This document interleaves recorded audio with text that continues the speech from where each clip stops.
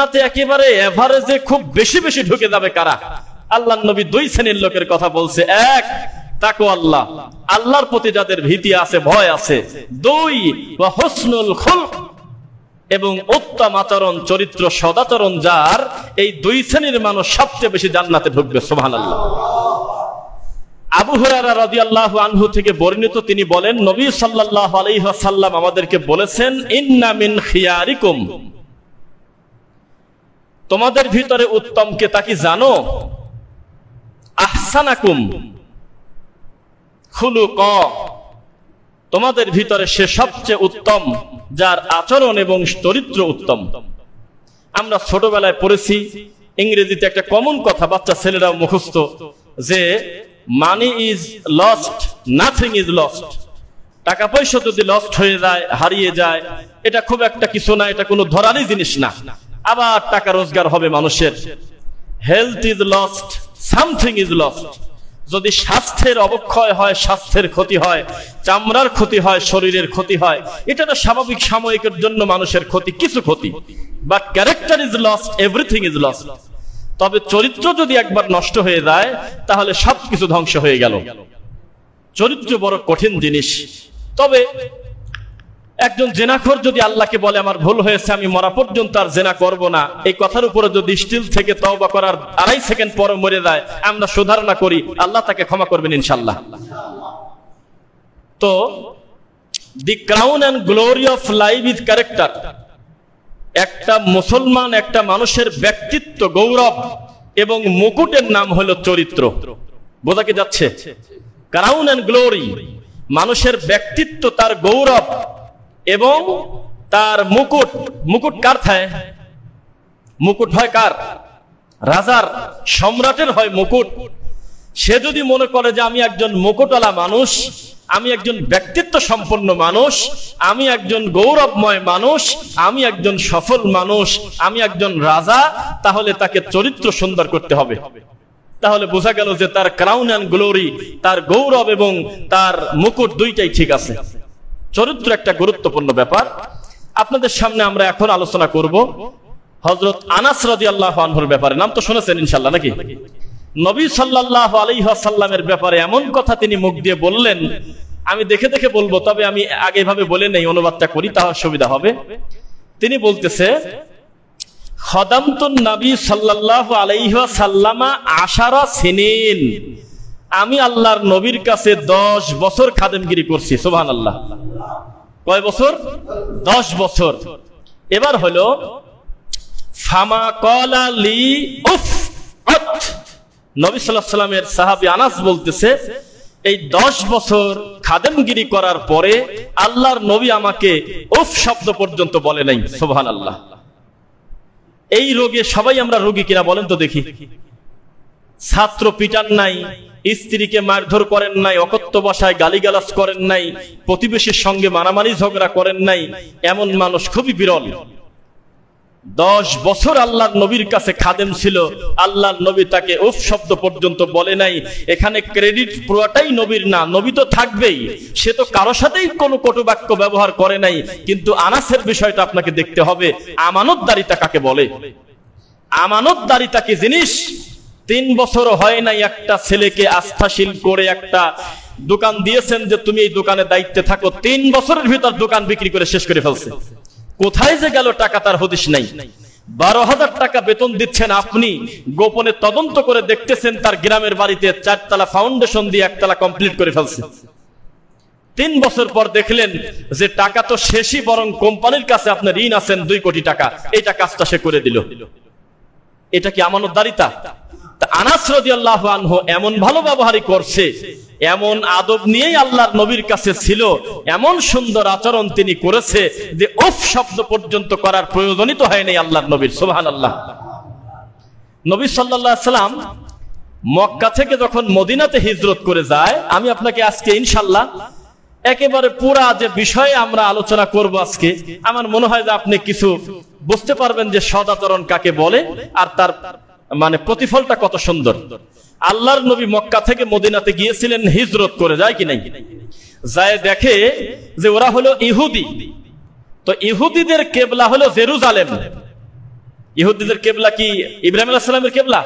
না, জেরুজালেম বাইতুল মুকদ্দাসের দিকে। তো আল্লাহ সুবহানাহু ওয়া তাআলা প্রথমেই কেবলা ঘোরায় দিল না। দেখেন হিকমা কাকে বলে। আল্লাহ ওই ইহুদিদের দিকেই মুখ করে বলল যে এদিক দিয়ে নামাজ চালাও, বাইতুল মুকদ্দাসের দিকে চালাতে থাকো। তা আল্লাহ নবী সাল্লাল্লাহু আলাইহি ওয়াসাল্লাম নামাজ পড়ে কদ নারা তাকাল্লুবা ওয়াজহিকা ফিস সামা, সালাত পড়ে হয়তো আমরা যে দৃষ্টিতে মনে করি যে তিনি উপরের দিকে তাকানো মানে নামাজ বাদ দিয়ে আকাশে তাকায় আছে, বিষয়টা তা না। তার মনটা ওইরকম অস্থিরতা ছিল, বারবার মনে চাচ্ছিল আবুল আম্বিয়া আমাদের আব্বা ইব্রাহিম আলাইহিস সালামের কিবলার দিকে যদি মুখ করে নামাজটা পড়তে পারতাম তাহলে মনে শান্তি আসতো। তবে তিনি সিদ্ধান্ত নেওয়ার তো কেউ না, আল্লাহ নিজে যদি না চান কি। তো এটা তার মনের ভিতরে বারবার আসে।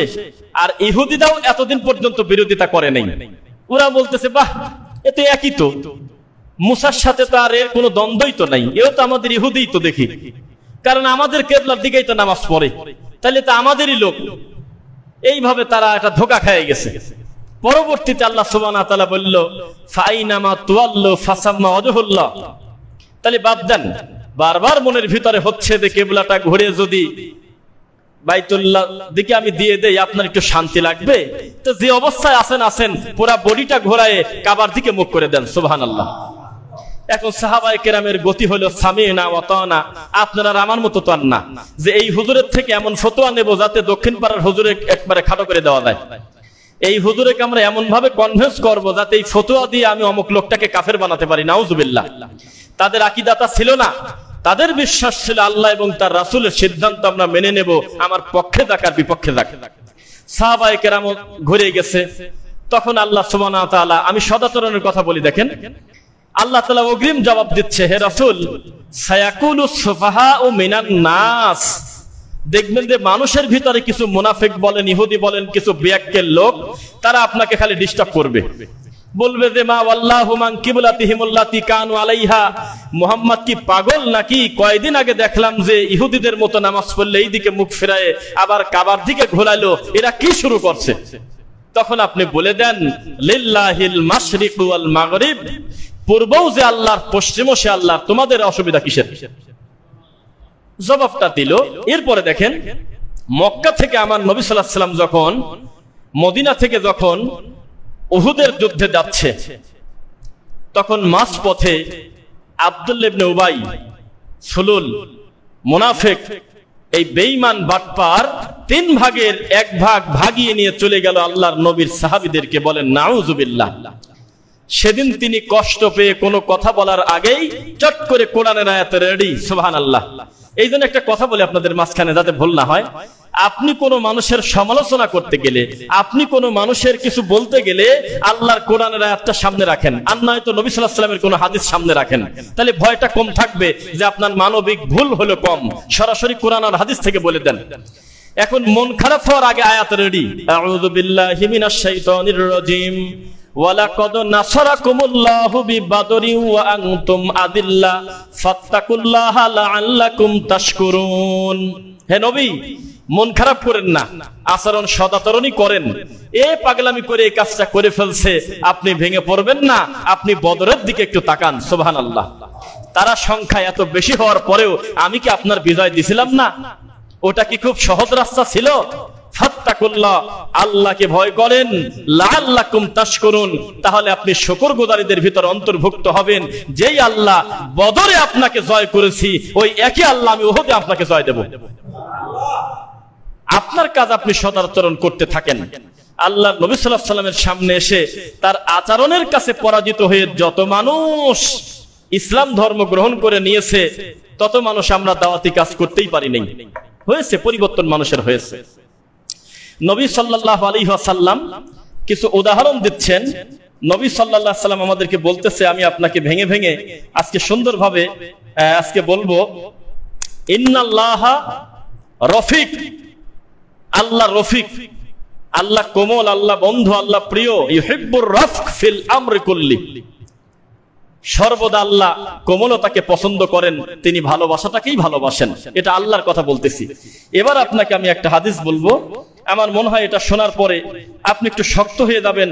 আপনার মনে হবে যে আল্লাহ সুবহানাহু ওয়া তাআলা আমাদের জন্য এত বড় পুরস্কার রেখেছে সদাচরণের ব্যাপারে, অথচ আমাদের সমাজের মানুষ এই সদাচরণকে কোনো ইবাদতই মনে করে না, মনে করে যে এটা আমার নিজস্ব পার্সোনাল ব্যক্তিগত কাজ।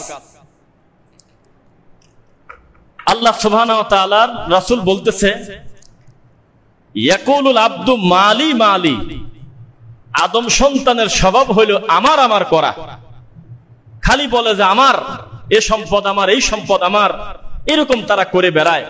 অথচ তারা জানে না যে এগুলো তার নয়, তার তো মাত্র তিনটা। কয়টা? তার তো তিনটা। যা সে খাইয়ে শেষ করে ফেলছে, যা সে পরে ছিঁড়ে ফেলছে, আর যা সে নিজের জন্য আমি আল্লাহর কাছে জমা রেখেছে। সুবহানাল্লাহ। তাছাড়া তো তার বলে কিছু থাকার কথা না, কিছুই তো নাই। তার ওয়ারিসদের জন্য রেখে যাচ্ছে তার সম্পদগুলো। মূলত সেই লোকটার পার্সোনাল একা একা 5টা বাড়ি থাকলে গোটা বাড়ি তো তার একার নয়। এই বাড়ি দিয়ে কি করবে? তার একটা বিছানা লাগে, একটা খাটে তিনি ঘুমালে হয়, একটা টয়লেট হলে তার হয়ে যায়, একটা রান্নাঘর হলে তার বাড়ির রান্না শেষ হয়ে যায়। বাকি যেগুলো রয়েছে এগুলো প্রয়োজন, তবে এইগুলো তার বিচারের মাঠে কোনো কল্যাণ আনবে না। এগুলো ব্যক্তির জন্য রেখে যাবে তার পরবর্তী ওয়ারিসের জন্য। তিনি তার জন্য রেখে গেছে শুধু তার আমলে সলেহ। সদাচরণ এমন একটা ইবাদত, আল্লাহর নবী সাল্লাল্লাহু আলাইহি ওয়াসাল্লামের কাছে এসে তার সুন্দর আচরণের কাছে তারা পরাজিত হয়ে গেছে গালাগালি করতে এসে। এবার আসেন, আবু দারদা রাদিয়াল্লাহু আনহু তিনি বলতেছে যে মুহাম্মদ সাল্লাল্লাহু আলাইহি ওয়াসাল্লাম কি তা কি তোমরা জানো? তোমরা কি আমার কাছে শুনবে যে আমার নবী কি? আমার নবী হলো সে, আচরণের দিক থেকে তার সমকক্ষ কাউকে বসাবো এই ক্ষমতা আমি আবু দারদা সহ কোন সাহাবীর নাই। সুবহানাল্লাহ। তার এত সুন্দর সদাচরণ, এত সুন্দর আচরণ তিনি করেন। এটা একটা হিসাব, ঢাকা শহর বিশেষ করে বা ঢাকার অদূরে যারা আপনারা রয়েছেন, মানিকগঞ্জ, নারায়ণগঞ্জ, গাজীপুর, টাঙ্গাইল, ময়মনসিংহ, মোটামুটি আশপাশে গাজীপুর সহ যে ঢাকা কেন্দ্রিক যে জেলাগুলো রয়েছে, নরসিংদী বা এভারেজে গ্রামগঞ্জেও এখন তালাকের, ডিভোর্সের একটা বিশেষ সংখ্যা কিন্তু হয়ে গেছে, প্রায় 50%। এটা মানুষের কাছে ইজি। যারা এটা আমাদের কাজী সাইফুল ইসলাম ভাই খুব ভালো বলতে পারবে, যারা এই বিষয়ে মানে খুব কাছাকাছি থেকে দেখেছে, মানে বিবাহ যত দ্রুত হচ্ছে তালাক তার চাইতে বেশি দ্রুত হচ্ছে। বিষয়টা তো জটিল, খুব পরিস্থিতি খুব খারাপ। আর তালাক দেওয়ার সময়, ডিভোর্সের সময় মেয়ে পক্ষ বা ছেলে পক্ষ তাদের ভাবার কোনো সুযোগই নেই, টাইমই নেই, কোনো ভাবনার টাইম নেই। এটা রাত পার হয়েছে, ভাতটা একটু নরম লাগতেছে, পেঁয়াজ মরিচ সরিষার তেল দিয়ে খায় ফেলো, শেষ। তো যেহেতু তরকারি নিয়ে ঝামেলা হয়েছে, ওরে বাড়ি মুরগি আমাদের বাড়িতে আসছে, এত বড় কথা বললো ওর শাশুড়ি, তো তালাক দিয়ে দাও, তাহলে বউটা রাখারই দরকার নাই। সাধারণ সাধারণ বিষয় নিয়ে এত বেশি বিচ্ছিন্নতার ঘটনা ঘটতেছে, আপনার আসল কারণ খোঁজেন না। এই যে মাঝে মধ্যে দেখি ব্যানার নিয়ে আমাদের মা বোনরা রাস্তায় নেমে বলতেছে অধিকার চাই, অধিকার চাই। আস্তাগফিরুল্লাহ আল আযীম। এ কি বলতেছে এগুলো? অধিকার যে দেশে তার কাছে যায় না, অধিকার যাকে অনুসরণ করলে পাওয়া যাবে তার কাছে যায় না, ও ব্যানার নিয়ে রাস্তায় নামতেছে। অধিকার কি পাওয়া যাবে? লাকাদ কানা লাকুম ফি রাসূলিল্লাহি উসওয়াতুন হাসানাহ। মুসলমানকে এটা বিশ্বাস করা বাধ্য যে পৃথিবীর সবচাইতে একমাত্র উত্তম চরিত্র এবং অনুসরণীয় ব্যক্তি হলো মুহাম্মদ সাল্লাল্লাহু আলাইহি ওয়াসাল্লাম। তার ভিতরেই রয়েছে আমাদের উত্তম আদর্শ। এখন মহিলারা, আমাদের মা বোনরা, তারা অধিকার চাইলেও ঠিক আছে, অধিকার দেওয়া হলো, তেল পাম্পে শুধু ছেলেরা তেল দেবে কে? তুমি মেয়েও তেল দাও। মহিলারা অটো গাড়িতে তেল দিচ্ছে, সিএনজিতে গ্যাস দিচ্ছে, তাকে তেল দিচ্ছে, ভালো সম্মানের কাজ না এটা? তারা অধিকার চাইলেও ঠিক আছে, অধিকার নেও, তাহলে সমান অধিকারে 10টা ছেলে আছে বাম পাশে, 10টা মেয়ে তোমরা এখানে বসে দাও। তাহলে বিয়ে তোমাদের স্বামী স্ত্রী যার যেখানে আছে, এখানে তো একটু কুকর্ম করো। পরকীয়ার রাস্তা অফিসিয়ালি তাদের নিজেদের পর নিজে জুলুম করে তারা করে নিচ্ছে, বলি নাউজুবিল্লাহ। মানুষ যদি চায় যে আমি সুখে থাকবো, শান্তিতে থাকবো, পরিবার পরিজনকে নিয়ে, আল্লাহর নবীর আদর্শ মানা ছাড়া তার কোনো পথ নেই, এটা তাকে মানতে হবে বাধ্য। সমাজ এখন খুব কঠিন পরিস্থিতি, বাপ ছেলের সাথে, ছেলে বাবার সাথে, মায়ের সাথে আচরণের পরিস্থিতি এমন জটিল যেটা ভাষায় বলা যাচ্ছে না। 30 বছর ছেলেকে পড়াশোনা করালো, 30 বছরের ভিতরে 30 সেকেন্ডের জন্য ছেলে বোঝা হয় নাই। 10 বিঘা জমি ছিল, এখন 1 বিঘা টেকে নাই। ছেলেকে ডিগ্রি পাস করাতে, মাস্টার্স পাস করাতে সব শেষ করে দিয়েছে। তাও যদি লোকজন বলে চিন্তার কিছু নাই, আমি তো ছেলে মানুষ করব, ছেলে মানুষ করতেছে। 5টা মেয়ে তার বাড়িতে, কোনদিন তার জুলুম নাই। মেয়েকে ডানে বলতে গেলে বামে চলে গেছে, রান্না করতে বললে রান্না করে নাই, মা বাবাকে এত কষ্ট দিল, এগুলো সব তিনি মেনে নিয়েছে। ছেলে বিয়ে করার 15 দিনের মাথায় বলতেছে আজকে একটা দাজ্জাল আমার বাড়িতে আসলো। এখন এ যদি দাজ্জাল বলে তার ছেলের বউকে সার্টিফিকেট দেয়, তো বিপরীত দিক থেকে সে কি আশা করতে পারে আপনি আমাকে বলেন। তখন সে বলতেছে যে আমি আর এত বড় গালি দেব না, আমার শাশুড়ি হলো আপনার লূত আলাইহিস সালামের বউ, তা কি আর কি করবে তাছাড়া। এইভাবে বিপরীত দিক থেকে এই পরিস্থিতিগুলো আমাদের আসতেছে। একটা বউ হয়ে যখন একজন স্বামীর বাড়িতে যাচ্ছে, তখন তার হাতে একটা বাটন ফোন পর্যন্ত ছিল না। দেখেন, আমি এই বিষয়ে খুব কম আলোচনা করেছি, আজকে আমি মন ভরে কিছু বিষয় আলোচনা করব, জীবন ঘনিষ্ঠ বিষয় ইনশাআল্লাহ। একটা মেয়ে ক্লাস 8-এ 9-এ যখন বিয়ে হলো, স্বামীর বাড়িতে যাওয়ার সময় তার হাতে একটা ছোট বাটনওয়ালা ফোনও নাই। শোনা যাচ্ছে কথা? একটা বাটনওয়ালা ফোন পর্যন্ত তার হাতে ছিল না। তার বাবার বাড়িতে, মায়ের বাড়িতে বাটন ফোনও ছিল না। ওই মায়ের ফোনে মাঝে মধ্যে একটু গেম খেলতো, মাঝে মধ্যে একটু সাপ খেলতো, এই সব। তাছাড়া তার ফোনে কথা বলার সুযোগ ছিল না। এই মেয়ে স্বামীর কাছে যাওয়ার পর 2 বছর সংসার করতে না করতে এখন টিকটক করে। আর টিকটক করে, টিকটক যখন করতেছে, ওই বিষয়ে সময় দিচ্ছে, তখন স্বামী হয়তো বলছে যে আমি ভাত খাবো, বউ বলতেছে তুই দেখতেছিস না আমি টিকটক করতেছি। এখন এই বিচার দিচ্ছে তার বাপের বাড়িতে, তার শ্বশুর বাড়িতে। এ কত বড় বেয়াক্কেল! বলতেছে আপনার মেয়ে তো আমার সব শেষ করে দিল। কি করলো? বলতেছে আপনার মেয়ে খালি টিকটক করে। কি করে? আপনার মেয়ে টিকটক করে, আমার সেবা যত্ন করে না। ওরে মিথ্যাবাদী, ওরে প্রতারক! তোর বাড়িতে যখন এই মেয়েটা আসে, তখন সে বাটন ফোন পর্যন্ত তার হাতে ছিল না, তখন সে ঘুমটা দিয়েছিল। পাড়ার মহিলারা তাকে দেখতে এসেছে, পুরুষ মানুষ আসলে মুখ বের করে নাই, আর মহিলা মানুষ আসলেও বের করতে চায় নাই। আশপাশ থেকে খালা শাশুড়ি, চাচি শাশুড়ি, এই সমস্ত ফুফু শাশুড়িরা বলতো মারে চিন্তা করো না, এটা আমাদের নিজের লোক, তুমি একটু মুখটা দেখাও। লোকজন এসে বারান্দায় বসে আছে, নতুন বউয়ের মুখ দেখবো, 2 ঘন্টা হয়ে যাচ্ছে, বের হচ্ছে না রুম থেকে। তখন তার শাশুড়ি গিয়ে বলতেছে মা চিন্তা করো না, এটা আমাদের নিজেদেরই লোক, এটা আমারই হলো দেবর, ভাসুর কি অমুক, তুমি একটু আসো, একটু সালাম দিয়ে একটু কথা বলো। সেই মাথা রাতারাতি এত উঠে গেল কিভাবে? সেই মুখ দিয়ে এত কঠিন কথা কিভাবে বের হয় যে তোকে ভাত দেব না, তোকে বিষ দেব? শাশুড়িকে এত বড় কটু কথা সে কিভাবে বলতে পারে? এটা তো রাতারাতি সম্ভব হয় নাই, এটা সময় লাগছে। কি বলেন? বোঝা কি যাচ্ছে কথা? একদিনে হয় নাই। ঘুরে ফিরে সদাচরণের বিষয়ে আমরা আপনাদেরকে সিরিয়াস ভাবে বলতেছি, আচরণ সুন্দর করেন, আপনার মন মতো না, আল্লাহর নবীর পদ্ধতিতে। বোঝা কি যাচ্ছে? শরীয়ত আপনাকে জুলুম করে না। এই যে পাশে আপনার ক্ষেত, এই সুন্দর ক্ষেত, আপনার একটা লোকের গরু ছুটে এসে তার গরু ছেড়ে দিয়ে খাওয়াচ্ছে, এই নষ্ট করে দিচ্ছে, আর আপনি ওখানে গিয়ে বলবেন মিষ্টি হেসে যে মাশাআল্লাহ ভাইজান কি এসেছেন, আপনি আবার কষ্ট করে এখানে আসতে গেলেন কেন? আমি তো আপনার গরুটাকে পেট ভরার পরে আমি নিয়ে আপনার বাড়িতে দিয়ে আসতাম। শরীয়ত আপনাকে কি কথা বলে নাই? তাকে জরিমানা ধরতে হবে, তাকে শক্ত কথা বলতে হবে, তবে গালি দিতে পারবেন না। তাকে বলবেন ভাই এটা আপনার আকলের অভাব, কিভাবে আপনি আমার খেতে এই কাজ করতে পারেন, আমার এত টাকার ক্ষতি আপনি করে দিলেন, এটা আপনার অন্যায় হয়েছে, ভবিষ্যতে এই কাজ আপনি করবেন না। আপনি শক্ত হবেন। দেখতেছেন যে একজন আরেকজনের প্রতি জুলুম করতেছে। এই সিংগাইর বাজারে 2 জন ব্যক্তি ঝগড়া লেগে গেছে, একজন আরেকজনের প্রতি জুলুম করতেছে।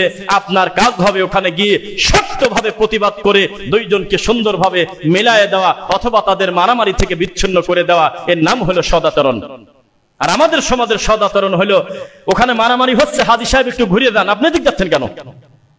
আপনি দেখতেছেন এখানে ঝামেলা, আপনি যাচ্ছেন কেন? ওখানে যাবে হলো নেশাখোররা, ওখানে যাবে হলো খারাপ মানুষ, যারা 2টা গ্রুপিং করে আরো বড় ধরনের মারামারি বাঁধাবে। ভালো মানুষ কিন্তু এই রাস্তায় যায়েন না, নাউযুবিল্লাহ মিন যালিক।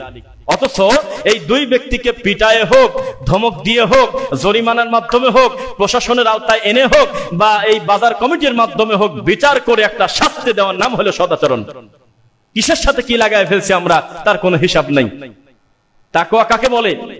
আল্লাহর ভয়ে আল্লাহর সকল কথা, আল্লাহ এবং তার রাসূলের সকল আদেশ এবং নিষেধের সামনে মাথা নত করা শুধু নয়, একেবারে অন্তর থেকে মাথা নত করার নাম হলো তাকওয়া। তাহলে সদাচরণ কোনটা? যখন যেখানে যেভাবে প্রয়োজন সেভাবে করতে হবে। 9 বছরের বাচ্চাকে ধমক দেওয়া, 12 বছর 10 বছরের বাচ্চাকে বিছানা আলাদা করে তাকে প্রেসার ক্রিয়েট করা দিনের ব্যাপারে, এটাও একটা সদাচরণ। আবার 25 বছরের মেয়ে টিকটক করে অর্ধ উলঙ্গ হয়ে রাস্তায় ঘুরতেছে, কে মা কে ফুফু কে চাচি দেখার টাইম নাই, এর সঙ্গে সুন্দর আচরণ করাটা হলো সদাচরণের উল্টা কথা। তাকে শাস্তি দিতে হবে, কেননা সে চলে যাবে আজকে বা কালকে একটা পরের ঘরে, তার দ্বারা একটা বড় ধরনের ক্ষতি হবে। তাকে আপনি সংশোধন করে তাকে একটা পরিস্থিতিতে নিয়ে আসবেন, আপনার মন মতো আনবেন না, আল্লাহর নবী সাল্লাল্লাহু আলাইহি ওয়াসাল্লামের পদ্ধতিতে আনবেন ইনশাআল্লাহ।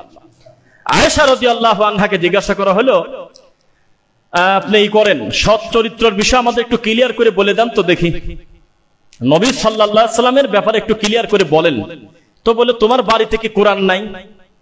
তুমি কি কোরআন পড়ো না? তো বলে যে পড়ি। তো বলতেছে কোরআনে আছে করো, আমার স্বামী করে নাই, তা হইতে পারে না। সুবহানাল্লাহ। কোরআনে আছে করো না, আমার স্বামী সে জিনিস করছে, তা হতেই পারে না। কোরআন মাজিদ দেখো আর আমার নবীর আদর্শ 2 চোখ দিয়ে তাকায় দেখার মতো হবে। পৃথিবীতে এর থেকে উত্তম দৃষ্টান্ত আর পৃথিবীতে হতে পারে না। আল্লাহ নবী সাল্লাল্লাহু আলাইহি ওয়াসাল্লামকে আল্লাহ এত মর্যাদা দিয়েছে, এত ভালোবেসেছে। ইয়াকুলুল আব্দু মালি মালি, আর আপনি তো আছেন খালি আমার সম্পদ আমার সম্পদ। কিসের সম্পদ? চোখের সামনে কত শিল্পপতি মেন্টাল হয়ে বাড়িতে বাড়িতে ঘুরতেছে। একটা ভিডিও দেখলাম, আপনারা দেখেছেন কিনা কিছুদিন আগে, এই পাঞ্জাবির কোনা ধরে মসজিদে দাঁড়ায় আছে, পুরান ঢাকাতে সম্ভবত, সাহায্য চাচ্ছে। আর ওনার কেউ একজন ইন্টারভিউ নিচ্ছে যে আপনার চেহারা দেখে তো ফকির মিসকিন মনে হয় না। তো বলে যে আমি গার্মেন্টসের ব্যবসায়ী ছিলাম, আমার অনেক সম্পদ ছিল, আমি আমার স্ত্রীকে চিকিৎসা করাতে গিয়ে আজকে মানুষের কাছে আমি দ্বারস্থ হয়ে ভিক্ষা চাচ্ছি। গোবরে পদ্ম ফুল ফোটার মতো 1 কাঠা জমি যার নাই, হাওয়ার উপরে আল্লাহ সুবহানাহু ওয়া তাআলা 10-15 বছরের ব্যবধানে তাকে অনেক সম্পদের মালিক করে দিয়েছে। আল্লাহ পারেন কিনা? তাহলে আপনি সম্পদ আপনাকে কি পরিমাণ আল্লাহ সুবহানাহু ওয়া তাআলা দেবে সেইটা বড় কথা না। আরেকটা হাদিস এখানে সেট করে ফেলি। নবী সাল্লাল্লাহু আলাইহি সাল্লাম বলেছে, হাদিসের রাবি হলো আব্দুল্লাহ ইবনে আমর রাদিয়াল্লাহু আনহুমা। তিনি বলতেছে, ইন্নাল্লাহা, নিশ্চয়ই আল্লাহ, লা ইয়ানজুরু, দেখে না, খেয়ালই করে না, গুরুত্বই দেয় না, ইলা সুওয়ারিকুম ওয়া আমওয়ালিকুম, তোমাদের বাহ্যিক সৌন্দর্যকে আর তোমাদের সম্পদকে, ওয়ালাকিন ইয়ানজুর, তবে দেখে, তবে গুরুত্ব দেয়, তবে ওটাই মুখ্য মনে করে, ইলা কুলুবিকুম, তোমাদের অন্তরকে, ওয়া আমালিকুম, আর তোমাদের আমলে সলেহকে। বোঝা কি যাচ্ছে? যেমন এখানে আমলে সলেহ লেখা ছিল, আমি বলে দিলাম কেন জানেন?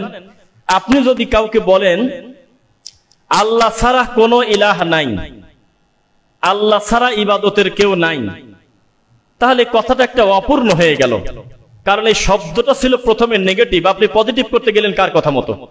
লা ইলাহা তো নেগেটিভ, কিছুই নাই। ফামান ইয়াকফুর বিত-তাগুত, আগে শিরিক কুফর সবকিছুকে কবর দিতে হবে। ওয়া ইউমিন বিল্লাহ, খাসা ক্লিয়ার হওয়ার পর সেখানে আল্লাহর তাওহীদের জায়গা হবে।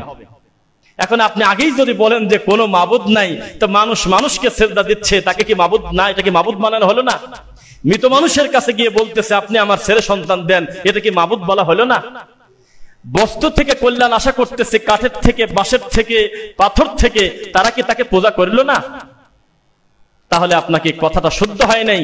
আপনাকে বলতে হতো লা ইলাহা ইল্লাল্লাহ, মানে পৃথিবীতে কোনো ইলাহ বলতে কিছুই নাই, রব বলতে কিছুই নাই, ইবাদত করার মতো কোনো জিনিসই নাই। এইবার বলতে হবে ইল্লাল্লাহ, আমার আল্লাহ ছাড়া। তাহলে এখন এই লোকটা আর বিদআত করতে পারবে না, শিরিক করতে পারবে না, রবের সাথে অংশীদার সাব্যস্ত করতে পারবে না। সূরা ইখলাস পড়তে হবে, সূরা আলী ইমরান পড়তে হবে, তারপরে সূরা হুমাযা পড়তে হবে। যত নিয়ম কানুন আল্লাহ সুবহানাহু ওয়া তাআলা তাওহীদ কেন্দ্রিক আছে, এটা তার বাধ্য হয়ে যাবে অটো। আগেই তার প্রতি বোঝা চাপানো যাবে না। বিয়ের মজলিসে এত কথা বলার টাইম নাই, মেয়ের অনুমতি নিয়ে আসলেই বিয়ে হয়ে যায়, যদি বাপ উপস্থিত থাকে, ওলি থাকে। এখন আপনি যদি বলেন যে মারে তুমি কি সত্যি তোমার স্বামীর খেদমত করবে, একটা সিগনেচার দাও। তোমার স্বামী অফিস থেকে আসার সাথে সাথে কি লেবু পানি দেবে, একটু সিগনেচার করো। তুমি কি তোমার শাশুড়ির বাড়ির উঠান ঝাড়ু দিবে, একটা সিগনেচার করো। তুমি কি 1 থেকে 1.5 বছরের মাথায় তোমার পেটে বাচ্চা নিবে, এটা একটু সিগনেচার করো। তোমার স্বামী যা বলে এই এই এই এই জিনিস কি তুমি মেনে চলবে, একটু সিগনেচার করো। এরকম কোন আলোচনা হয় কোনোদিন? এটা করারও জিনিস না, এটা করবে কেন? তারা বলবে তুমি কি রাজি আছো বিয়েতে? হ্যাঁ আছি আব্বা, আপনি যেটা বলেন অসুবিধা নাই, আমার সম্মতি আছে। বা তিনি প্রতিবাদ করলো না, খুশি আছে, ব্যাস। বিয়েটা হয়ে যাওয়ার পর এই মেয়ের উপরে যেমন এতগুলো কথা, অলিখিত কথা তারপর চেপে গেল, অটোমেটিক লা ইলাহা ইল্লাল্লাহ পড়ার সাথে সাথে একটা লোকের প্রতি আল্লাহর তাওহীদ মানা ফরজ। এখন আর বেদাত করার সুযোগটা থাকবে না, এখন আর শিরিক করতে পারবে না। সদাচরণের আপনি আরেকটা উদাহরণ দেই। নবী সাল্লাল্লাহু আলাইহি ওয়াসাল্লামের ব্যাপারে ইবনে মাসউদ রাদিয়াল্লাহু আনহু তিনি বলতেছে, নবী সাল্লাল্লাহু আলাইহি ওয়াসাল্লামকে জিজ্ঞাসা করা হলো যে কোন ব্যক্তি জান্নাত খুব সিরিয়াস কনফিডেন্টলি আল্লাহর কাছে আশা করতে পারে, মানে খুব কঠিন ভাবে যে আমার তো জান্নাত থাকার কথা, খুব বেশি বেশি আশা করতে পারে কে? তো তখন তিনি বলল, আমি তো মসজিদে নববীতে আমার নবী সাল্লাল্লাহু আলাইহি ওয়াসাল্লামের মুখে শুনেছিলাম, উত্তম চরিত্র যার জান্নাত তার। সুবহানাল্লাহ। উত্তম চরিত্র অথচ সে জান্নাতে যাবে না, এটা আমি মনে করি না। আল্লাহর নবী 3 বার এই কথা আমাকে বলছে। সুবহানাল্লাহ, 3 বার বলছে। এখন এই নবী সাল্লাল্লাহু আলাইহি ওয়াসাল্লাম প্রয়োজনে কঠিন হয়েছেন। কঠিন হয়েছেন কেমন? আল্লাহর নবী সাল্লাল্লাহু আলাইহি ওয়াসাল্লাম যখন কথা বলতেন, খুতবা দিতেন, জাতির সামনে হারাম থেকে বাঁচার কথা বলতেন, সুদ থেকে বাঁচার কথা বলতেন, পাপ থেকে জাতিকে ফেরানোর কথা বলতেন, তা'মুরুনা বিল মা'রুফ না, আমি বলতেছি তানহা আনিল মুনকার। যখন অসৎ কাজ থেকে ফেরানোর কথা বলতেন তখন খুব সিরিয়াস কথা বলতেন, কিন্তু আমলের ব্যাপারে যখন উৎসাহিত করতেন, একে অন্যের সঙ্গে মুআমালাত, জাগতিক সম্পর্ক যখন কথা বলতেন, দাওয়াত দিতেন, তখন মুখটা ঝরতো। তখন মনে হতো এই মানুষের মুখের খুতবা শুনলাম একটু আগে, ইনি কি আমাদেরকে ধমক দিয়েছিল? শোনো বন্ধুরা, খবরদার যুদ্ধের মাঠ থেকে পালিয়ে যেও না, খবরদার, খবরদার পিছন থেকে লোক ভাগিয়ে নিয়ে যেও না, খবরদার মুনাফিকি করো না। কারণ হিন্দুর কথা বাদ, ইহুদির কথা বাদ, খ্রিস্টানের কথা বাদ, তুমি যদি আমার সাথে মুনাফিকি করো দিন নিয়ে, ইন্নাল মুনাফিকিনা ফিদ দারকিল আসফালি মিনান নার, তাহলে তুমি জেনে রাখো তোমার জায়গা হবে সবচাইতে নিচে। ইন্নাল মুনাফিকিন, নিশ্চয় মুনাফিকরা, ওয়াল কাফিরিন, কাফিররা, ফি জাহান্নামা জামিয়া, একসাথে জমা ধরে থাকবে। একটা টেপ দিয়ে পেঁচায় দিল মনে করেন, জমা ধরা। কাফের আর মুনাফিককে আটি বাঁধা বোঝেন নাকি? অনেকগুলো কাঠি জমা করার মতো পেঁচায় একসাথে বাজি, জাহান্নামে চলে যা। মুনাফিক এত শক্ত। তো তখন সাহাবীরা বলতেন যে আল্লাহর নবী এক কাজ করেন তো, আপনি বাঁচে থাকতে বলেন তো আমার ভিতরে কি কোনো মুনাফিকি দেখা যায়? সুবহানাল্লাহ। মানে ভয়টা আপনি দেখেন। এই যে সদাচরণের কথা আমি বলতেছি, আল্লাহর নবীর কাছে নিজ থেকে এসে বলতেছে, আল্লাহর নবী আপনি তো বলছিলেন যে মুনাফিকের একটা লিস্ট আপনি জানেন, তো এই লিস্টের মধ্যে কি আমার নাম আছে? আল্লাহু আকবার। দেখেন তো আমার ভিতরে কোনো মুনাফিকের চরিত্র ফুটে ওঠে কিনা। আল্লাহু আকবার। নিজ থেকে বারবার জিজ্ঞাসা করতেন, কত আশঙ্কায় ছিল তারা। আর আজকে আমরা এত মুনাফিকি করতেছি, তারপরেও আমাদের ভিতরে এই ফিলিংসটা নাই, অনুভূতিটা নাই যে আমার জাহান্নাম কত কঠিন। আল্লাহ আমাদের মুনাফিকি থেকে বাঁচার তৌফিক দিক, আল্লাহুম্মা আমিন। সদাচরণ কি জিনিস দেখেন, আমি জানি না পৃথিবীর ইতিহাসে এই শব্দ বলা, যাই হোক এটা গালি হয়তো হবে না, একজন একজনকে শালা বলেছে, বিপরীতে তিনি দুলাভাই না বলুক, তিনি আর একটা শালা আর বলে নাই, আর একটা গালি লোকটা আর দেয় নাই, এই জন্য মারামারি লেগে গেছে, এটা আমার জানা নাই। একটা লোক আপনাকে বিনা অপরাধে একটা থাপ্পড় দিয়েছে, বিনিময়ে, অসুবিধা নেই, বিনিময়ে আপনি তাকে বললেন যে ভাইজান আমাকে মারতেছেন কেন? আমি যদি কোনো ভুল করি আমি শাস্তি পাবো, ঠিক আছে, তবে আমাকে কেন মারতেছেন যদি একটু বলতেন। এই কথা বলার পর দ্বিতীয় মায়ের পড়বে, এটা কি আপনার মনে হইল? তারপরে আপনাকে একটা লোক, আপনি দেখতেছেন যে আপনার মুখামুখি পরিস্থিতি এমন, আসলে আপনাকে মারবে। সদাচরণ সবাই আমার দিকে তাকান। একটা লোক আপনার মুখামুখি আসতেছে কাছাকাছি, আপনি নিশ্চিত যে উনি আপনাকে মারবে অথবা গালি দেবে, তখন আপনি মুখে হাসি নিয়ে একবার সালাম দিয়েই দেখেন কাজটা কি দাঁড়ায়। খালি শুধু মুখ দিয়ে বলেই ফেলেন আসসালামু আলাইকুম ওয়া রাহমাতুল্লাহ, বলে হাতটা বাড়ায় দেন, দেখি মারে কিভাবে। 80% ডাক্তার দুর্বল হয়ে যাবে। আমি এরকম বহু লোক পাইছি, চায়ের দোকানে এসে মানুষের সামনে অপমান করতে আসছে, তখন উনি সালাম দিয়ে আগায় গিয়ে উঠে বলতেছে ভাইজান বসেন, শেষ পর্যন্ত আধা ঘন্টা গল্প করে দেওয়ার সময় করছে তুই বাঁচিয়ে গেছিস সালাম দিয়ে, ওই সালামই তো আমাকে শেষ করে দিয়েছে, শেষ বন্ধুত্ব হয়ে গেছে, এরকম ইতিহাস। অথবা তাকে গায়ে হাত দিয়ে বলেন, কাঁধে হাত দিয়ে, যে ভাই রে আমার আসলে একটু সেন্টিমেন্টাল, আমার একটু ব্রেনটা নিয়ন্ত্রণে থাকেন, আমি ভুল করে ফেলেছি, আমি রাগী যত দ্রুত তত দ্রুত আবার স্বাভাবিক হয়ে আমার অনুশোচনা হয়েছে, তুই কিছু মনে করিস না। ওরে বাপ রে বাপ, কোন রকম একটু লেবার পোস্ট থেকে, কোন রকম একটি ওয়ার্কার পোস্ট থেকে টান দিয়ে কে জানে একটু লাইনম্যান বানা দিয়েছে। এখন লাইনম্যান দিয়ে ও হইলো, একই সাথে যারা ওয়ার্কার ছিল প্রত্যেকে কিন্তু একসাথে লাইনম্যান হয় নাই। পর্যায়ক্রমে ধীরে ধীরে হবে, পদবি বাড়বে ওর কাজের কারণে। এই বলদ মনে করছে যেহেতু আমি এখন লাইনম্যান, তাহলে আমাকে কোনো না কোনো গালি দিতেই হবে আমার এই ওয়ার্কারদের, তাছাড়া আমার কি থাকে। ও কারণে আমি গালি গালাজ করি, তুই এই চেয়ারে কেন, তুমি এখানে কেন, এরকম না করলে তো আমার কি থাকে। আর ওর পদে যে আছে সে কিসব পদবি আমি বুঝি টুঝি না, সে আবার মনে করতেছে যে আমি যদি প্রতিটা লাইনম্যানকে দৌড়ের উপরে না রাখি তাহলে আমার পদের কি থাকলো। সেও গালি শুরুই করতেছে মা দিয়ে, আস্তাগফিরুল্লাহ আযীম, বাপ তুলে মা তুলে অকথ্য ভাষায় গালিগালাজ করতেছে। আর যিনি জিএম জেনারেল ম্যানেজার অথবা এমডি ম্যানেজিং ডিরেক্টর বা আরো যারা দায়িত্বশীল আছে, এ যদি বছরে একদিনও আসে, বাপরে বাপ, ও মনে করে আমার এমন অ্যাটিটিউড হতে হবে, আমার এমন ভাবে আমার এদের সাথে চলতে হবে যে এরা যাতে আমাকে দেখেই বোঝে যে একটু বেশ কম হলে তার খবর আছে। অথচ নবী সাল্লাল্লাহু আলাইহি ওয়াসাল্লামের চাইতে ভদ্রলোক এরা তুলনা করলেও আমার খারাপ লাগতেছে। তার থেকে প্রভাব বিস্তারকারী এত বড় ভালো মানুষ পৃথিবীতে নাই। এই মানুষের কাছে 10 বছর খাদেমগিরি করা মানে আপনি জানেন না, আন্দাজে খালি শুনলেন।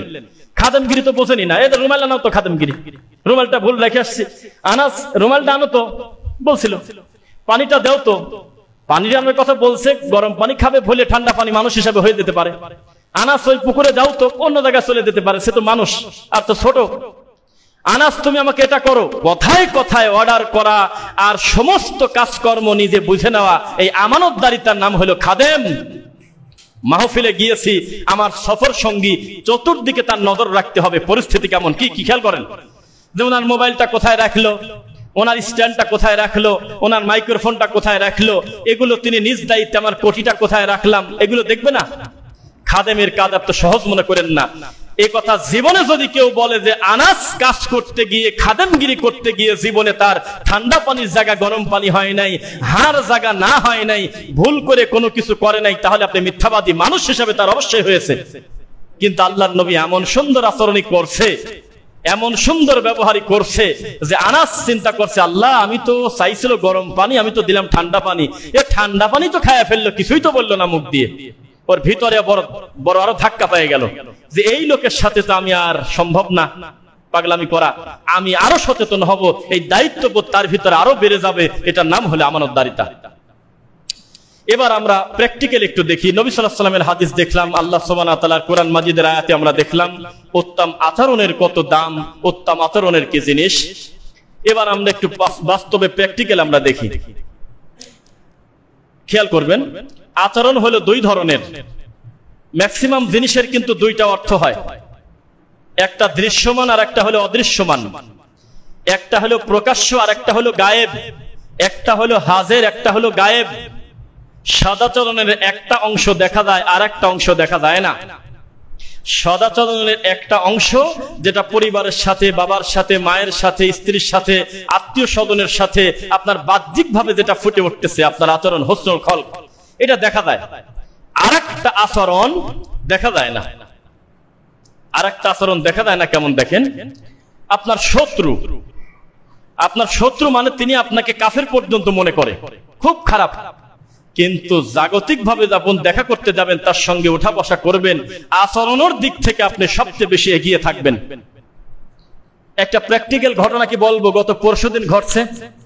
আমার এই বক্তব্য আব্দুল্লাহ বিন ইরশাদ হাফিজাহুল্লাহ এক ভাই, আব্দুর রাশেদ সালাফি, আরো একজন আসাদুল্লাহ নামে এক হাফেজ সাহেব ছিল, এরা দেখছে আমাকে। আমি একটা প্রোগ্রামে আছি ইউনাইট টিভিতে পরশুদিন, মানে একটা লোক 11 বার ফোন দিয়েছে, তো অবশ্যই তার একটা প্রয়োজন জরুরত থাকতে পারে। তা আমি ব্যাগ দিছি, দেওয়ার পর কি যে গাল শুরু করছে তার শেষ নেই। উনি এমন গালি দিচ্ছে, কোনো বিরতি নিচ্ছে না, একটা না শুধু গালি গালাজ করে যাচ্ছে।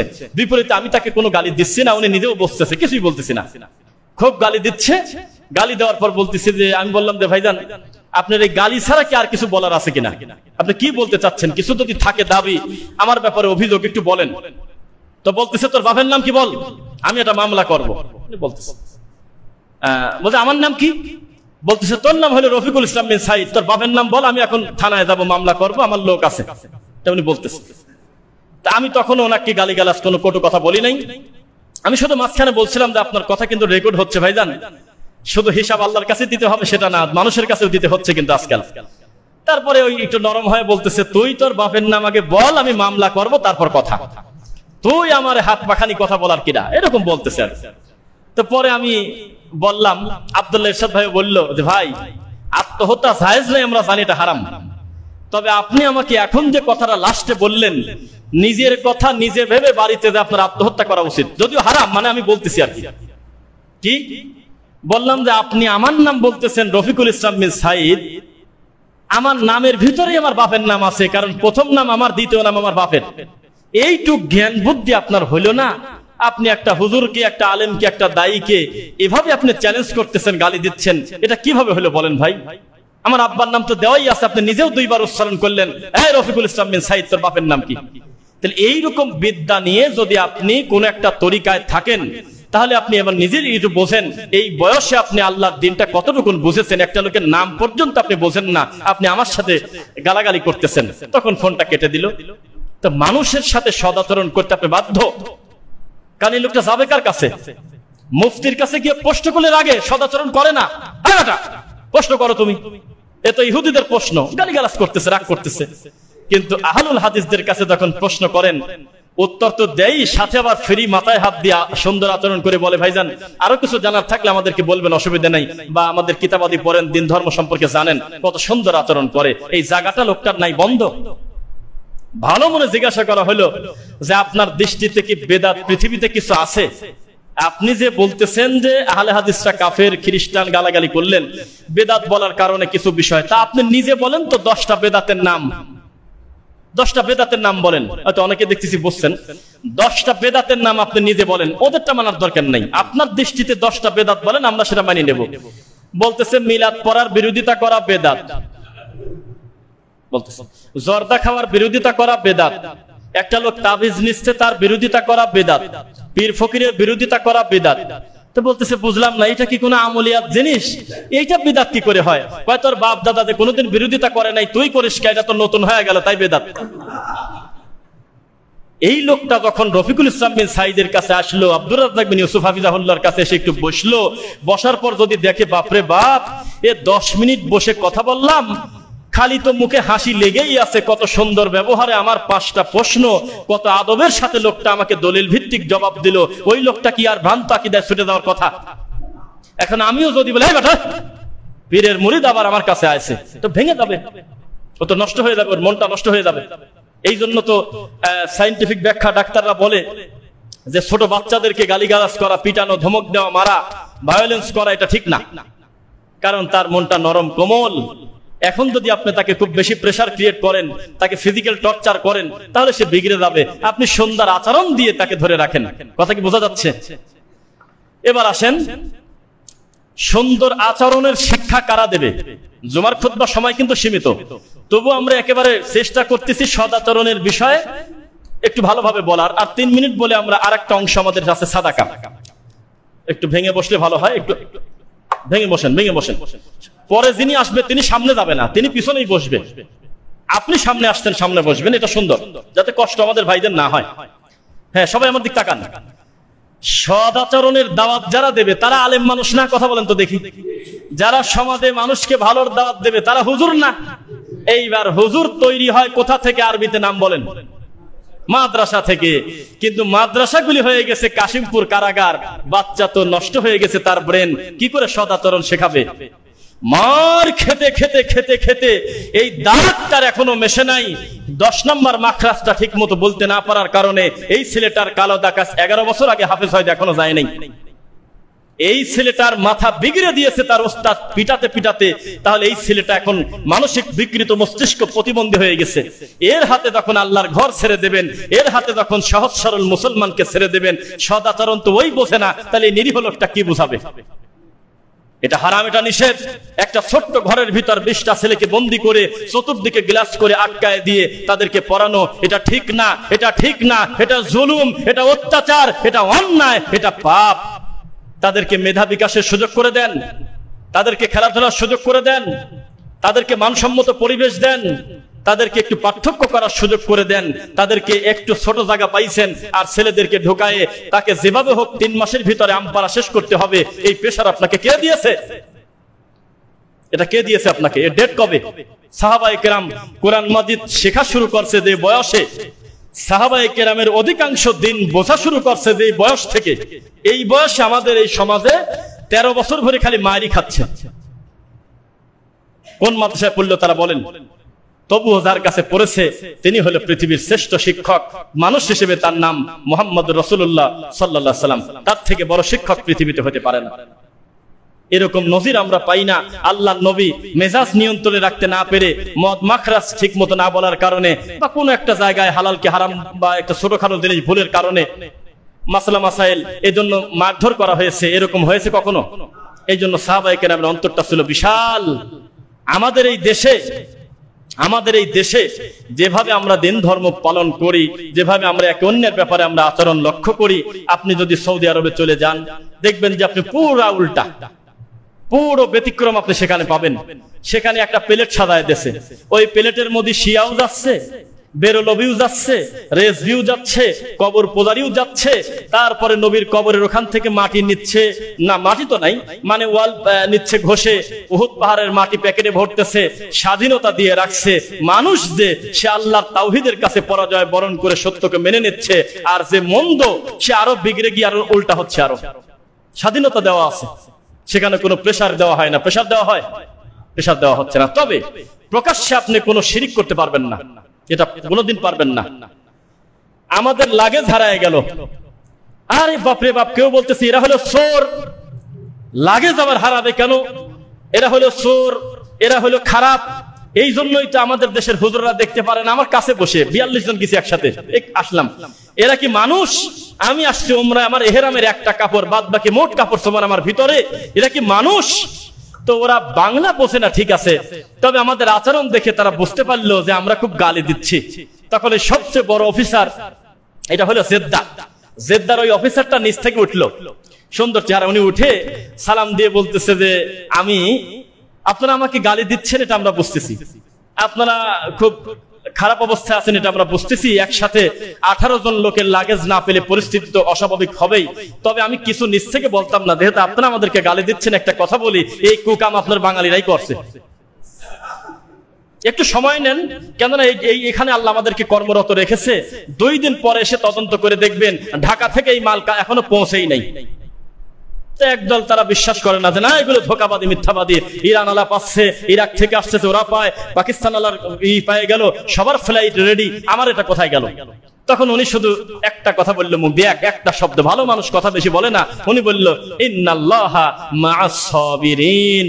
স্পষ্ট আমার মনে আছে, আরেকটু বলেছিল ফাসবরুন জামিল। এই কথা বলে উনি ওনার অফিসে চেয়ারে বসে গেল। আমাদের বাকি লোক যা গালাগালি করার দরকার করলো। 3 দিন পরে খবর পেলাম ঢাকা বিমানবন্দর থেকে চোররা ঢুকতেই দেয় নাই, ব্যাগ এখনো পড়েই আছে। তারপরে স্লিপ দিয়ে 380 রিয়াল দিয়ে এই জিনিসটা সারানো লাগলো। তারপরে বাশার বিন হায়াত আলীর ব্যাগের চেন কাটা, আর একজনের তালা ভাঙা, মাঝখান থেকে কাটেছে। আরে বাবা, যাচ্ছে উমরায়, কি সোনা নিয়ে যাচ্ছে, আনার পথে নয় কিছু আনতে পারে প্রয়োজনীয় কি? এই বাঙালি এই কাজ করলো। আপনি শ্রদ্ধা ভক্তি দিয়ে বলেন আমাদেরকে, কোন দুঃখে আমরা এদের বিরুদ্ধে কথা বলি? এর কি মানুষ? একটা লোক উমরায় যাচ্ছে, হজে যাচ্ছে, এই লোকের ব্যাগ কাটতেছে এখানে বসে, আর এই হুজুর বলতেছে সৌদি কাফের। তোমরা জানো না ওরা ইহুদির দালাল, তোমরা ঠিক পাও নাই? তো কি করে আপনি মেজাজ ঠিক রাখবেন? আপনি আমাকে বলেন, সদাচরণ কি জিনিস? এত বড় কটু কথা বলতেছেন। একটা লোকাল, একটা স্থানীয় জেদ্দা বিমানবন্দরের সবচেয়ে বড় অফিসার তিনি, এই লোকটা যদি ইশারা করে আপনার লাশের গন্ধ পাওয়া যাবে না। সেই লোক হাসতে হাসতে বের হয়ে মুখ দিয়ে 2টা কথা বের হলো, ওই চুরিটা আপনাদের লোকই করছে, তদন্ত করে আমাকে বলেন। 2 ইন্নাল্লাহা মা'আস সাবিরিন বলে তার অফিসে এসে বসে গেছে। যাই হোক, দ্বিতীয় অংশে আমরা আসি, সাদাকা, দান। খুব সংক্ষেপে বলবো যাতে শেষ হয়। সাদাকা আরবি শব্দ না বাংলা শব্দ? সাদাকা, দান, যাকাত, যাই মুখ দিয়ে বলতেছেন আরবিতে তার নাম সাদাকা। সূরা তাওবায় তার দলিল, আউযু বিল্লাহি মিনাশ শাইতানির রাজিম, ইন্নামাস সাদাকাতু লিল ফুকারা'i ওয়াল মাসাকিন ওয়াল আমিলিনা আলাইহা ওয়াল মুআল্লাফাতি কুলুবুহুম ওয়া ফির রিকাব ওয়াল গারিমিন ওয়া ফি সাবিলিল্লাহি ওয়া বুনিস সাবিল ফারিদাতাম মিনাল্লাহ। এখানে যাকাতের কয়টা খাতের কথা বলা হয়েছে? 8টা খাত। কয়টা? 8টা খাত। এই যাকাতের 8টা খাতের কথা বলতে গিয়ে আল্লাহ বলতেছে সাদাকা মানে সাদকা। সাদাকার 2টা অর্থ। এক, যেটা আপনি বাধ্য, আপনার সম্পদের শতকরা 2.5 টাকা দিতে আপনি বাধ্য না? যদি নেশাব পরিমাণ সম্পদ থাকে তাহলে, এমনি এমনি না। আবার আরে কত লোক বলতেছে হুজুর 25,000 টাকা কষ্ট করে গুছাইছি, জাকাত কত আসে? আরে বাবা, তোমার এত টেনশন নিতে বলছে কিনা? 7.5 ভরি পরিমাণ টাকা হোক আগে, মেলা টাকার ব্যাপার। জুলুম যারা না সমর্থ আল্লাহ দিয়েছে, নেশাব পরিমাণ আছে, তারা দেবে 2.5 টাকা। এইটা দেওয়ার কোনো অনুমতি লাগবে না, এটা দিতে সে বাধ্য। এটাকে দান বলবেন না, এটা তো লোকটা দিতে বাধ্য। আর সাদাকার আরেকটা অর্থ হলো সাধারণ দান, যেটা দিতে আপনি বাধ্য না, কিন্তু না দিলে আপনি টিকতে পারবেন না। যেমন এই মসজিদ আপনি দান করতে বাধ্য না, কিন্তু মসজিদ আপনার দান করতে হবে। এই অমকের ছেলে এতিম, ওকে দান করতে বাধ্য না, তবে এতিমকে আপনি ভালোবাসতে বাধ্য। মানে আপনাকে নির্ধারিত করে দেওয়া হয়নি 2.5 টাকা, এর নাম হলো সাধারণ সাদাকা। তো নবী সাল্লাল্লাহু আলাইহি ওয়াসাল্লামকে বলা হলো, হে নবী, আপনি আমাদের এক কাজ করেন তো, আমরা এটা আমল বাড়াবো কিভাবে? শান্তি লাগবে, মুসলমান অনেক শান্তি লাগবে, খেয়াল করবেন। আল্লাহর নবী, আমরা এই যে আমল কষ্ট করে করলাম, এটা বাড়ানো যায় কিভাবে? আমরা এরকম রাখবো না, আমাদের ভয় হচ্ছে, নবী না, রাসূল না, কিছু না, ওহী আসে না, তা আমরা কি করব? আপনি একটু বলে দেন কিভাবে আমলটা রাবারের মতো বলাবো। তখন তিনি বলল যে তাহলে কোরআনের আয়াত দেই বলি, আউযু বিল্লাহি মিনাশ শাইতানির রাজীম, ওয়া মা তুকদ্দিমু লিআনফুসিকুম মিন খাইরিন তাজিদুহু ইনদাল্লাহ। আয়াত পড়ার সময় আমি একটু সতর্কতার সাথে বলি, জানেন, কারণ কোনো কিছু খুঁজে না পেয়ে আমাদের ভাইরা বলে যে তোর জবরের জায়গা তুই পেশ বলে ফেলছিস, তুই এখানে গুনাহ করলি না, তুই জানিস না এটা ইকফার গুনাহ, এভাবে বলে গালিগালাজ করে। তো যাই হোক, আমরা চেষ্টা করব কোরআন শুদ্ধ পড়ার। এটা ওদের কারণে না, নিজের ইমানের কারণে আমরা ভালো করে কোরআন পড়ার চেষ্টা করব ইনশাআল্লাহ। কোরআন পড়ব সুন্দরভাবে, তবে তারা কোরআনটা সুন্দর করে পড়তে পারে যেমন, ঠিক তার বিপরীতে দিন ধর্ম সম্পর্কে 1% জ্ঞানও তাদের হাতে নাই, আছে এই কথাটুকু বলার। তাই আমরা চেষ্টা করব, আমরা মানুষকে সমালোচনার সুযোগ দেব কেন? কোরআন মাজিদের যে আয়াত পড়লাম, ওয়া মা তুকদ্দিমু, খেয়াল করবেন, লিআনফুসিকুম, তোমরা যা অগ্রে পাঠাও, অনুবাদ করতে গেলে 26 বেজে গেছে, তোমরা যা অগ্রে পাঠাও, মানে অগ্রিম দিয়ে দিলে আমার, লিআনফুসিকুম, আরে দিলে তুমি সানাইল পড়ব পারা মসজিদে, আমিও টাকা দিয়ে কি করব? লিআনফুসিকুম, মূলত তুমি তোমাকেই দিলে। সুবহানাল্লাহ। পার্থক্য আছে এক জায়গা, তোমার কাছে 100 টাকা থাকলে 100 টাকা পড়েই থাকতো, বাড়তেও পারে, নাই হয়ে যেতে পারে, কিন্তু আমার কাছে অগ্রিম জমা দিলে আমানত এই মসজিদে দেওয়ার কারণে এই টাকাটার ওই রকম নাই, আমি জমা করে রাখছি, রেখে আমি জান্নাতে ঢোকা পর্যন্ত যে নেকি দরকার সে পর্যন্ত বাড়াই দিতে পারি। তাজিদুহু ইনদাল্লাহ, তার আগে আছে খায়র, খায়র মানে উত্তম। পার্থক্য হলো আমি আল্লাহর কাছে এটা উত্তম রূপে আছে। তুমি তোমার নেকি দেখে আশ্চর্য হবে, একবার হজ করি কি এত হজের নেকি পাওয়া যায়?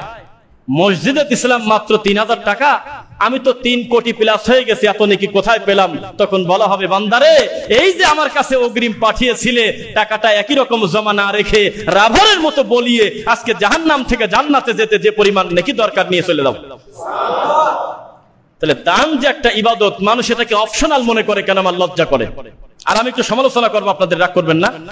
মসজিদে যদি সপ্তাহে একটা দিন কৌটা যায় অথবা টুপি নিয়ে কেউ সামনে যায়, তা আমাদের মাইন্ডসেটটাই এরকম যে খুচরি টাকা যেহেতু নাই তাহলে থাক, যেহেতু একটা ফকির আমার কাছে টাকা চাইছে, যেহেতু 2 টাকার কয়েন বা 5 টাকার নোট আমার কাছে নাই, তাহলে আপাতত দেওয়া যাচ্ছে না, মাফ করো, কারণ আমার তো নাই ব্যবস্থা, কি করব?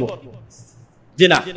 আউযু বিল্লাহি মিনাশ শাইতানির রাজীম, লান তানালুল বিররা হাত্তা তুনফিকু মিম্মা তুহিব্বুন।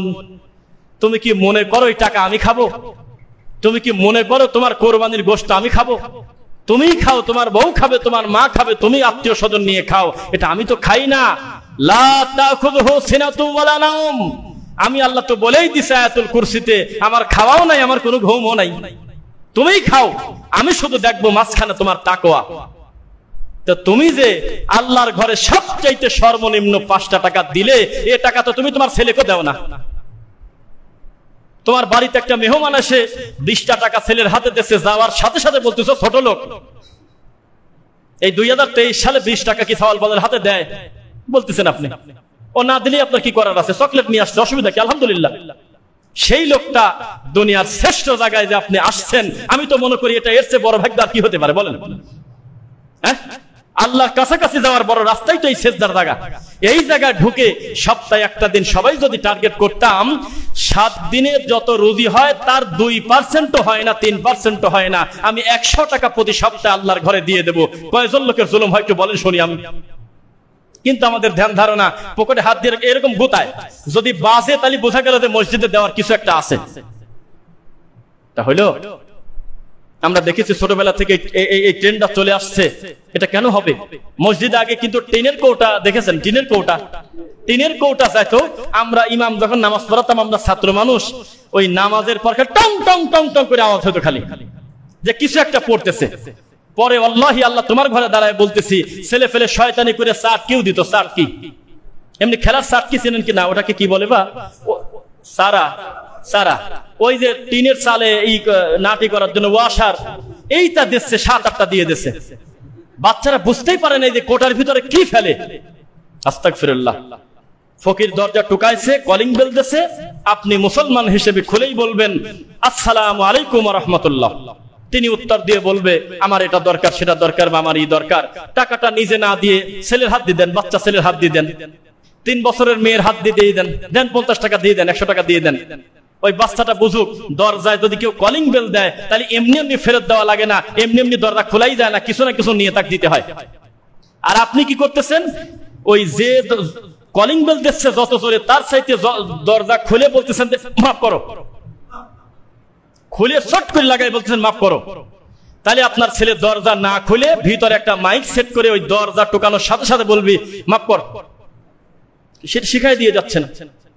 বাচ্চাদেরকে বোঝান, কেউ চাইতে আসলে তাকে খালি হাতে ফেরত দিতে হয় না। পরিস্থিতি না থাকলে আল্লাহ নবী পর্যন্ত খালি হাতে ফেরত দিয়েছে, এটা আলাদা। এটা এগুলি ভাবতে গেলে মানে খুব ইমোশনাল লাগে। আল্লাহ নবীর কাছ থেকে ভিক্ষা না পেয়ে ফিরে গেল, তার সামর্থ্য নাই। এটা কি আপনি মানে এগুলি আসলে কি বলবো বলেন? আল্লাহ কত ভালো রাখে নাই বলেন তো দেখে, আপনাকে কিছুই দেয় নাই।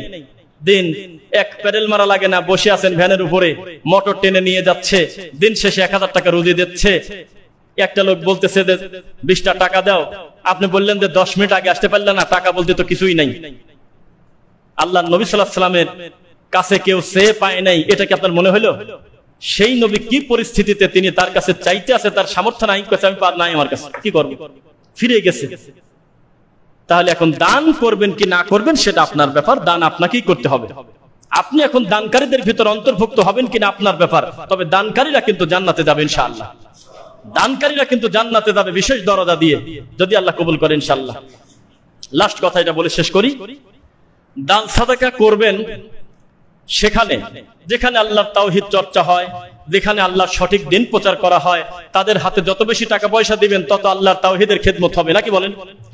আর যারা ভুল পন্থায় ইবাদত বন্দেগী করে, ভুলটা মানুষকে শেখায়, তাদের হাতে টাকা দিলে নেকি কতটুকু হবে না হবে বলবো না, তবে এটা পেয়ে সে তো তার বিদআত আরো বেশি করে প্রচার করবে, কি বলেন? তাহলে আপনারা সঠিক জায়গায় দেওয়ার চেষ্টা করবেন। সঠিক কোনটা আপনি নিজে তদন্ত করে দেখেন। মাত্র 1.5 বছর আগে, আমার আগে অন্য কোন দায়ী এখানে এসেছে সেটা আমার জানা নাই, হতে পারে। সর্বপ্রথম আমি এখানে এসে খোলা মাঠে, সভাপতি সাহেব এখানেই উপস্থিত আছে, আমার কাজী সাইফুল ভাই সহ আমাদের প্রিয় ভাইয়েরা সব এখানেই আছে। একেবারে খোলা মাঠের পর দাঁড়িয়ে মানে নিজেদেরই মনে হচ্ছিল যে ওইভাবে সিরিয়াস কনফিডেন্স আসতেছিল না যে এখানে কি হবে না হবে। আমরা একটা লাইভ দিয়েছিলাম জাতির উদ্দেশ্যে যে আপনারা দেশ এবং প্রবাসে যারা আছেন সহযোগিতা করবেন, না হলে অন্তত বলবেন যে আল্লাহ তুমি কবুল করে, এই কথাটা অন্তত বলবেন, বলে আপনি দোয়া করবেন। এটা কয়েকদিন আগে ঘুরে গেলাম, এখানে কোন রকম স্থাপনা দূরে থাক, খালি মাটির পর ঘুরে গেছি। আল্লাহ সেখানে যেখানে বসে আছেন একটু টিন খুঁজে পাচ্ছেন না, প্লাস্টিক খুঁজে পাচ্ছেন না, মাথার উপরে যে পরিমাণ ফ্যান থাকার কথা বেশিই আছে, টাইলস দিয়ে সাজানো সুন্দর করে যে পরিবেশ করা হয়েছে ইমামের থাকার জন্য, ওয়াশরুম সহ, তাতে অনেক প্রতিষ্ঠিত মসজিদে এরকম থাকে না, আলহামদুলিল্লাহ। এখন আমরা মনে করি আমাদের সামনে যে জায়গাটা আছে এটা যেহেতু আমাদের মসজিদের নিয়ন্ত্রণে, আলহামদুলিল্লাহ। এটা তারপরে পিছনেও জায়গা আছে, যদি আপনারা আর্থিকভাবে সেভাবে সহযোগিতা করেন, এটাও 3 তলা ফাউন্ডেশন, এখানে উপরে সেভাবে পরিবেশ করা যেতে পারে। মুসল্লিদের জায়গা হচ্ছে না, ভালো মানের একটা মাদ্রাসা, একটা ইসলামী হালাকা, একটা লাইব্রেরি, একটা দার্স, মানে প্যাকেজ করে আমরা যদি এখানে একটা সুন্দর মানের মসজিদ ও মাদ্রাসা কমপ্লেক্স করি, কেমন হয় বলেন? একজনের কাছে বললাম যে ভাইজান সম্ভব হলে কিছু সহযোগিতা করবেন, একটা মেসেজ হোয়াটসঅ্যাপে, এখন সে লেখছে কি আমার অবস্থা খারাপ, আমার এই মুহূর্তে কোনো কিছু নাই সামর্থ্য হুজুর বা শায়েখ, তাই বললাম যে তাহলে সবচাইতে বড় দানটা আপনি করেন, বড়টা করেন। কয় যে নাই, কিভাবে কি করবো হুজুর? আমি বললাম যে অন্তত শেষ রাতে হোক আর যখন হোক আল্লাহকে বলেন যে আল্লাহ তুমি এই প্রতিষ্ঠানকে কবুল করো, এই দানটা তো করতে পারবেন। কথা বলেন, এর চেয়ে বড় দান আছে নাকি? টাকা একজন কোথা থেকে দিচ্ছে না দিচ্ছে এটা অস্পষ্ট, আমরা জানি না, কিন্তু দোয়া যদি দেয় আর বলে আল্লাহ কবুল করো, তো এটাই বড় দান কিনা? ফেরেশতা যদি সাথে বলেই ফেলে যে আল্লাহ ও তো ওর জন্য চাচ্ছে না, আমিও আমিন বলে দিলাম, তুমি কবুল করে নাও, আল্লাহ কবুল করবে ইনশাআল্লাহ। তাহলে আপনারা খুব দোয়া করেন আমাদের এই প্রতিষ্ঠানটা যাতে 3 তলায় কমপ্লিট হয়ে ভালো মানের স্পেস করে আমাদের মা বোনদের জন্য সুন্দর মানের একটা প্ল্যাটফর্ম করে পাশাপাশি একটা ভালো মানের এতিমখানা বা মাদ্রাসা করা যায় কিনা। এই যে সিংগাই চোখের পলকে, এই যে বাজার আরো যারা একেবারে মুখামুখি 1.5-2 কিলো মাত্র মেইন রাস্তা, কত যোগাযোগ ব্যবস্থা ভালো, এখানে যদি 200 ছেলে পড়াশোনা করে ভালো আলেম হয়, আপনার কি অসুবিধা আছে? তো এই জন্য আপনাদের কাছে আমার এটাই দাবি, আল্লাহ সুবহানাহু ওয়া তাআলা আমাদের আপনাদের নেক আমল কবুল করুন, বলেন আল্লাহুম্মা আমিন।